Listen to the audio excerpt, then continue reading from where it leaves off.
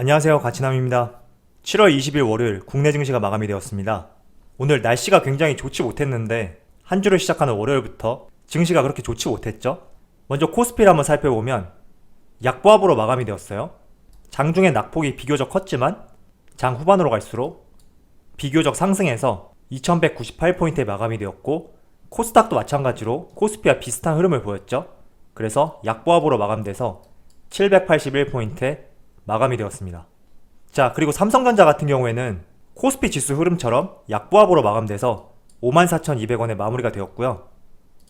그리고 신풍제약, 제가 조금 뒤에 이어서 중점적으로 말씀드릴 신풍제약 같은 경우에는 오늘 상한가에 마감이 되었죠. 그래서 94,900원에 마무리되었다, 이렇게 말씀을 드리도록 하겠습니다. 자, 그리고 언택트 대장주 카카오와 네이버 같은 경우에는 요즘에 흐름이 굉장히 좋지 못해요. 무려 오늘 카카오는 4.6%가 하락했고 네이버도 4.1%가 하락했는데, 고점 대비 하락률을 봤을 때 15% 이상의 큰 하락이 나오고 있거든요. 저는 일부 조정 구간이 생길 것으로 생각하고 있었는데 생각보다 낙폭이 크단 말이에요. 그래서 지금 추세는 언택트가 아닌 텍트 쪽으로 이목과 관심 그리고 수급이 쏠리고 있는 것은 아닌가, 이런 생각을 하고 있습니다. 항상 말씀을 드렸듯이 주식시장이라는 것은 어느 한 종목, 한 섹터만 상승을 할 수 없거든요. 그렇기 때문에 한 섹터가 크게 상승을 했다면 비교적 소외받았던 섹터에서 상승이 나온다던가 수급이 몰릴 수가 있어요. 그래서 지난 코로나 사태 이후로 지속적으로 상승이 나왔던 카카오와 네이버 쪽에서 이제는 텍트 쪽으로 관심과 이목이 쏠리고 있지 않나, 이런 생각을 하고 있습니다. 그래서 언제나 여러분들에게 말씀을 드리지만 카카오 네이버를 투자하시려면 지금 많이 떨어졌다고 해서 매수할 자리가 아니라 구간 조정, 다른 말로는 기간 조정 구간을 확인을 하시고 특정 구간 내에서 더 이상 하락이 나오지 않는다, 이럴 경우에 투자하자, 이렇게 다시 한번 말씀을 드리도록 하겠습니다. 자, 저는 섹터별로 주요 종목들을 5개에서 많게는 10개 정도 이렇게 포트를 나눠서 동시에 살펴보고 있거든요. 그 이유 중에 하나가, 예를 들어서 카카오가 강한 상승이 나온다면 네이버도 같이 강한 상승이 나올 가능성이 높거든요.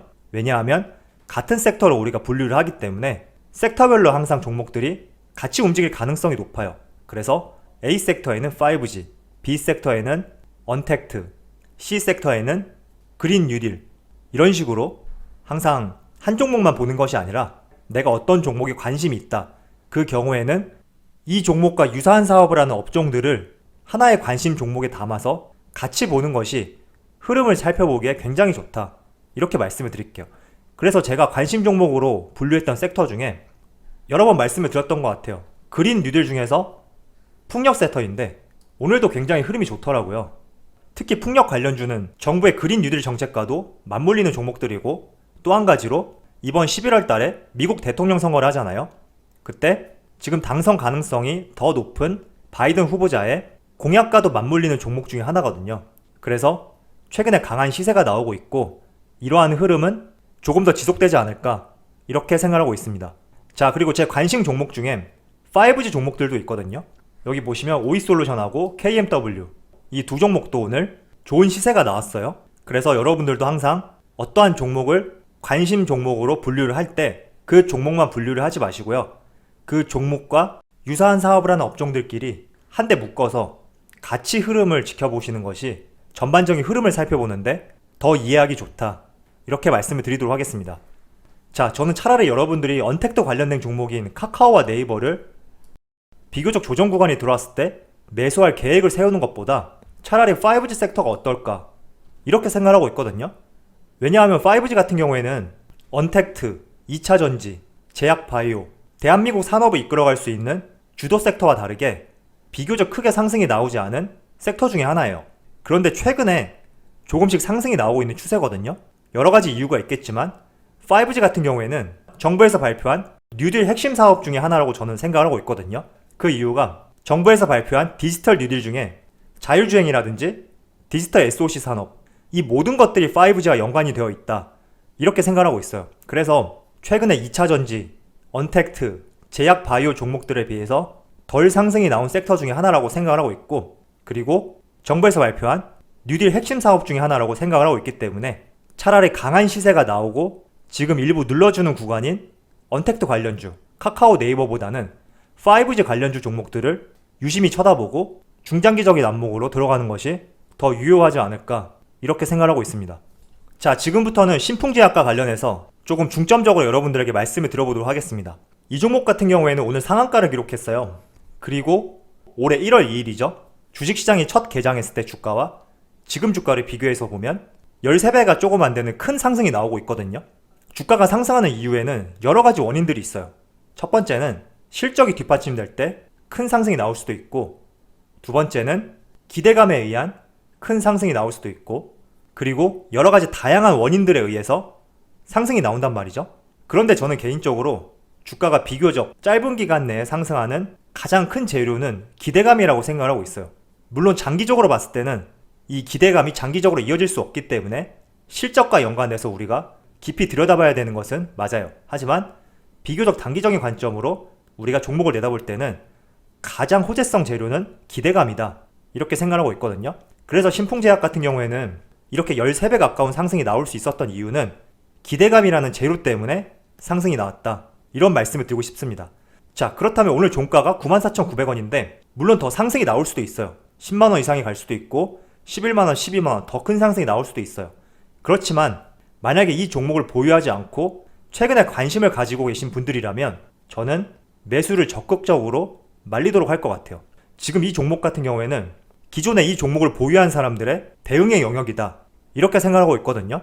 그래서 혹시나 이 종목을 들고 계신 분들이라면 정말 조상님께 감사를 드려야 되지 않을까, 이런 생각을 해보고, 어디까지 갈지는 저도 말씀을 못 드려요. 하지만 기대감이라는 것은 그 어떤 것으로도 우리가 이해를 할 수가 없거든요. 물론 이 종목을 실적으로만 놓고 봤을 때는 지금 주가는 굉장히 고평가된 상태예요. 하지만 실적은 우리가 장기적으로 봤을 때 해당되는 부분이고, 이렇게 비교적 단기간으로 큰 상승이 나온 종목들은 기대감이라는 큰 재료가 있기 때문에 올 한 해 13배가 올라서 94,900원까지 갔다고 하더라도 더 상승이 나올 수 있다, 저는 이렇게 생각을 하고 있고, 만약에 이 종목을 매수하지 못한 분들이라면 지금이라도 매수해야 되나? 이런 생각은 절대 하지 마시고요. 이 종목은 지금 신풍제약을 들고 계신 보유자들의 영역이다, 이렇게 말씀을 드리도록 하겠습니다. 자, 신풍제약에 이렇게 큰 상승이 나올 수 있었던 이유는 코로나 치료제 개발에 대한 기대감이죠. 제가 이 종목을 4월 초에 한번 다뤘던 것 같아요. 그때도 신풍제약에서 피라맥스 코로나19 치료제 가능성 검토라는 이런 호재성 기사로 인해서 큰 상승이 나왔거든요. 그때 주가가 만원대였었는데 이렇게 9배까지 큰 상승이 나올 것이라고는 생각을 못했죠. 어쨌든 지금 신풍제약이 큰 상승이 나오고 있는 것은 피라맥스라는 코로나19 치료제 가능성에 대한 기대감 때문에 상승하고 있다, 이렇게 말씀을 드리고, 본격적으로 상승이 나왔던 시점이 4월 초죠. 항말라리아제 피라맥스가 코로나19 치료제로 활용될 수 있다는 가능성을 검토 중이다, 이런 기사 때문에 큰 상승이 나왔고, 지금까지 상승이 나왔던 이유 중에 하나는 이 피라맥스에 대한 기대감이 아직까지도 이어지고 있다, 이렇게 말씀을 드리도록 하겠습니다. 잠깐 피라맥스에 대해서 여러분들에게 설명을 드리면 주성분이 두 가지가 있어요. 발음하기도 좀 어려운데 피로나레딘 인산염하고 알테슈네이트, 이 두 성분을 병용했을 때 바이러스 억제율을 높였고 지속력 또한 향상되었다, 이런 내용이 발표가 되었죠. 자, 그리고 중간중간에도 신풍제약의 주가를 상승시킬 수 있는 좋은 호재성 내용들이 지속적으로 발표가 되었어요. 임상 이상을 실시할 국내 병원을 4곳에서 9곳으로 확대했다, 이런 내용도 발표가 되었고, 오늘 같은 경우에는 코로나 임상이 빠르면 내년 2월에 완료될 수 있다, 이런 내용이 발표가 되었죠. 그래서 임상 이상 연구 1차 완료일이 올 12월로 예정이 되어 있고 최종 완료일은 내년 2월이다, 이렇게 발표가 되었습니다. 그래서 지난 4월 초에 피라맥스에 대한 기대감이 지금까지 이어지고 있기 때문에 주가가 큰 상승이 나왔고, 이 기대감은 어디까지 이어질지 모른다, 이렇게 말씀을 드릴게요. 다만 한 가지 짚고 넘어가야 될 점은 기대감이라는 것은 어느 한순간에 꺼질 수 있다, 이 점을 반드시 주목해야 돼요. 지금 신풍제약 같은 경우에는 시젠하고 조금 비교해서 생각을 하신 분들이 많은데 시젠하고는 비교를 할 수가 없어요. 시젠 같은 경우에는 실적이 뒷받침을 하고 있거든요. 무려 2분기 영업이익이 2800%나 상승을 했다, 이렇게 발표가 되었죠. 저는 한 분기의 영업이익이 2800%나 상승한 기업을 처음 봤어요. 그래서 시젠 같은 경우에는 실적이 뒷받침되고 있기 때문에 중장기적으로도 유효한 종목이지만, 신풍제약 같은 경우에는 코로나 치료제가 개발된 것도 아니고 개발 중이라고 하더라도 사용될지는 미지수란 말이죠. 그래서 실적은 뒷받침되지 않지만 기대감으로 상승하는 종목이다, 이렇게 이해를 하시면 되고, 시젠 같은 경우에는 기대감과 실적이 뒷받침되고 있기 때문에 중장기적으로 유효한 종목이다. 이렇게 구분을 지어서 생각할 필요가 있다. 이런 말씀을 드릴게요. 그래서 여러분들에게 제가 확실하게 말씀을 드리지만 이렇게 기대감으로 13배나 상승한 주식은 반드시 보유자들의 영역이다. 이렇게 말씀을 드리고 혹시나 이 종목이 더욱더 상승해서 10만원, 15만원 그 이상을 가더라도 신규 매수할 종목은 아니다. 이렇게 말씀을 드리도록 하겠습니다.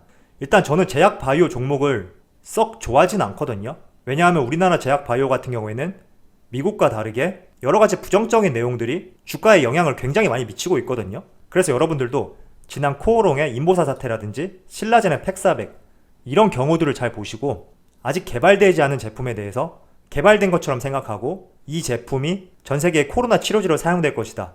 이렇게 너무 멀리 내다보는 것은 조금은 위험하지 않나 이렇게 말씀을 드리도록 하겠습니다. 그래서 항상 지금 자리는 보유자들의 영역이고 이 종목이 기대감으로 더 상승이 나오더라도 나와는 관련이 없는 종목이다. 이런 자세로 내다보는 것이 더 중요하다. 이렇게 말씀을 드릴게요. 만약에 이 종목이 임상실험에 실패하거나 치료제로 사용이 되지 않는다면 기대감은 한순간에 꺼질 수가 있거든요.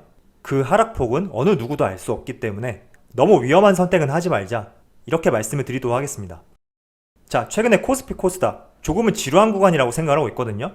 그런데 여러분들이 명심해야 될 점은 지난 3월 중순부터 6월 초까지 이렇게 큰 상승이 나왔던 구간은 정말 10년에 나올까 말까한 구간이었다. 이렇게 생각을 하시고 지금과 같은 흐름이 일반적인 상황이다. 이렇게 생각을 하셔야지 조금 더 주식시장에서 지루함을 덜 느끼고 인내할 수 있지 않을까. 이런 말씀을 드리도록 하겠습니다. 자, 그럼 오늘 영상 여기서 마치도록 하고요. 항상 여러분들의 성공 투자를 기원하도록 하겠습니다. 감사합니다.